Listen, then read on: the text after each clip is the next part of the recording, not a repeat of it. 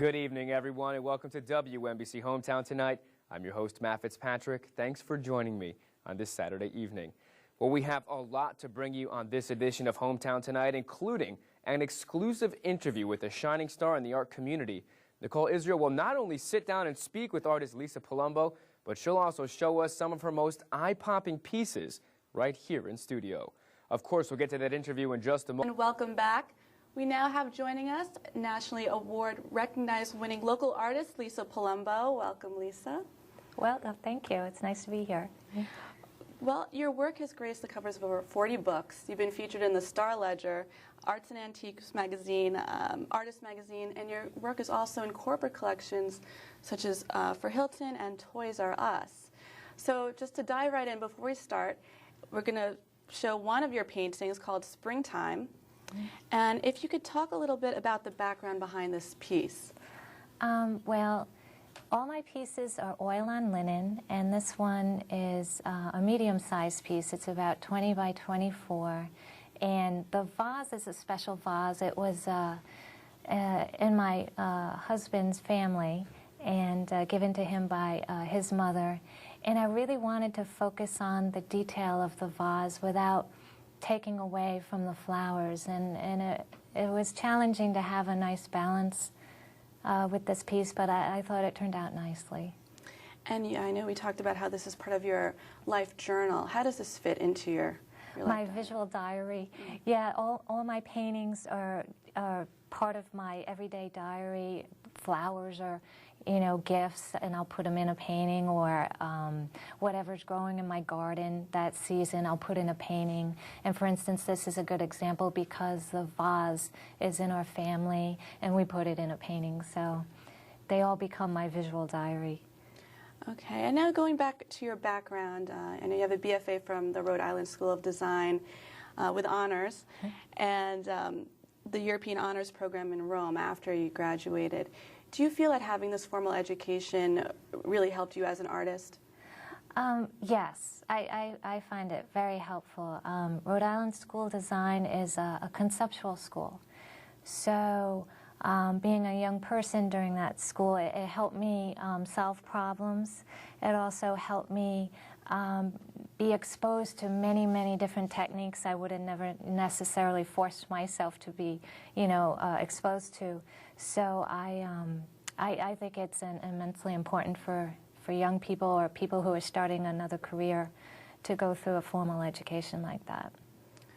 Okay, and now just getting into your technique a little, we could go into the Hope and Happiness Bouquet photo, painting, excuse me, and if you could talk a little bit about your technique and what inspires you.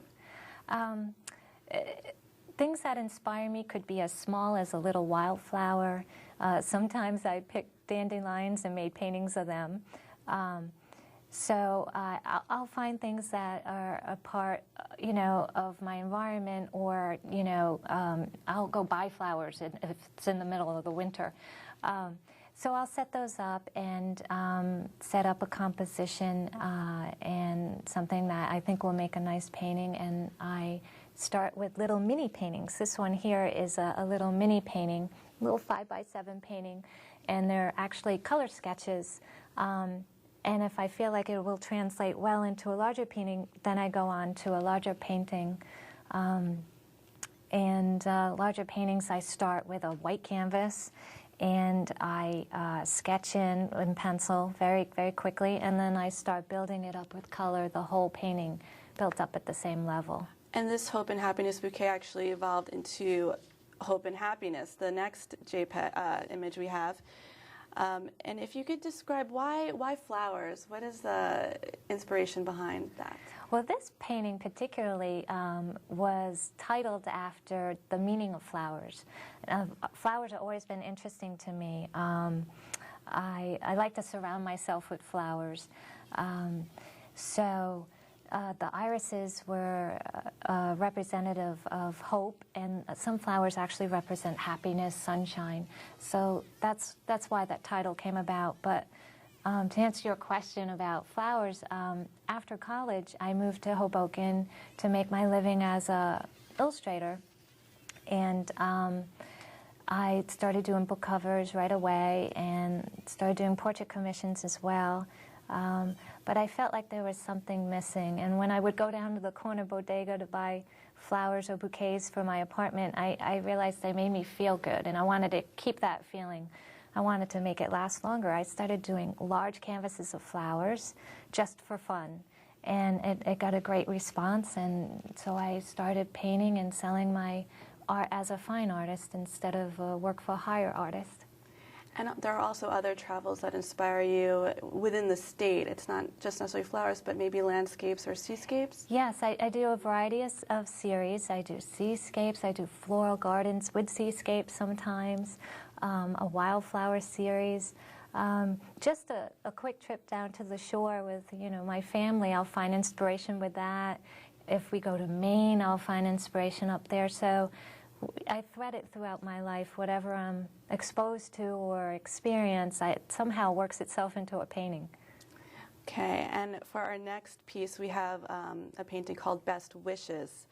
And this was done in your studio. Yes. So if you could talk a little bit about this work. This is actually part of my studio window series. I started putting still lives in my studio, but also incorporating the outside window, what I would see outside my window at the time. So this bouquet, I was pleasantly surprised, was a gift by my husband gave it to me for a birthday. So hence Best Wishes, that's where that title comes from. And the vase is a beautiful green cut vase, antique vase I found in an antique store. And I felt like the apples kind of accent, I built on the composition, and I wanted to incorporate the patio in my garden, and the red ribbon is, also good luck in certain cultures, so. Great. Is there anything else that inspires you as far as when building the still lives? Do you take what is natural, or do you actually, place something down and decide to start painting? I'll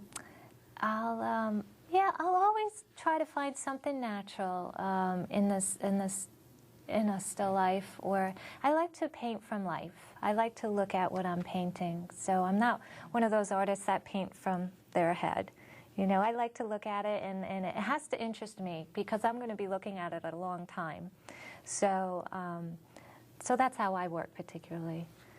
Okay, and the next image we have is zinnias and grapes.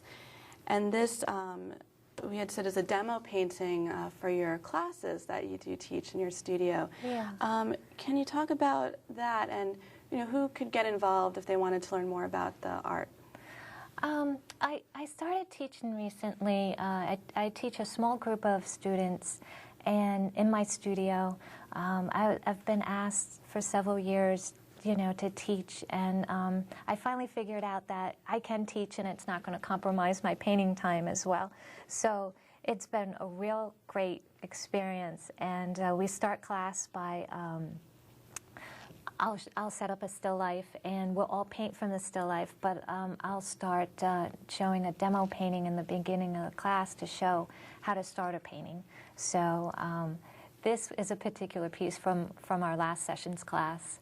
And if anybody's interested, they could go to my website, lisapalombo.com, and there's information on, on my summer class coming up.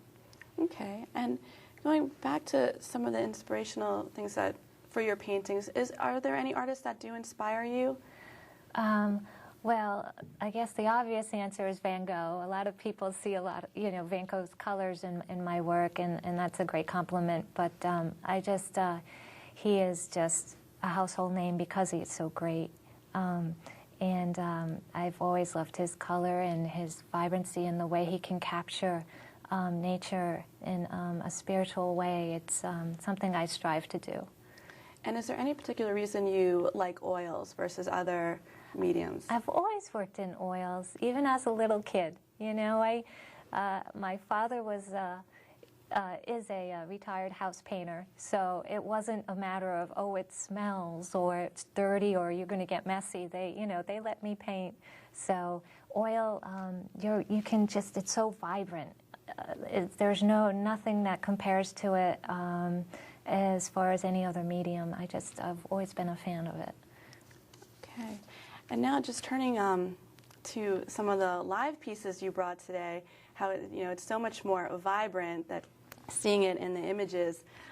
First, if you could talk about wildflowers and irises, and that's part of a series you have going on. Yes, this is my wildflower series, and it actually was a bouquet that one of my neighbors brought over. She and her husband have a lovely garden, and they're very generous with bringing over flowers. And I just added to this bouquet to make it, complete. And the vase is actually one of my mother's antique vases, so it makes it a special piece. Yeah. And where would viewers be able to see some of this from the series? On my website, I am represented in a few galleries.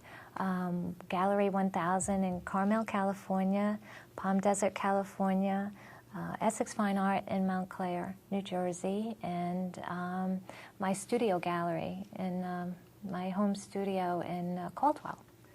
Okay, and then we have another signature piece here called Summer Garden. And this is also part of another series you have.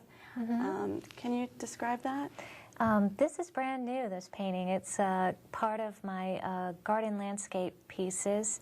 And I was inspired by a Maine garden when my husband and I visited Maine a couple of years ago.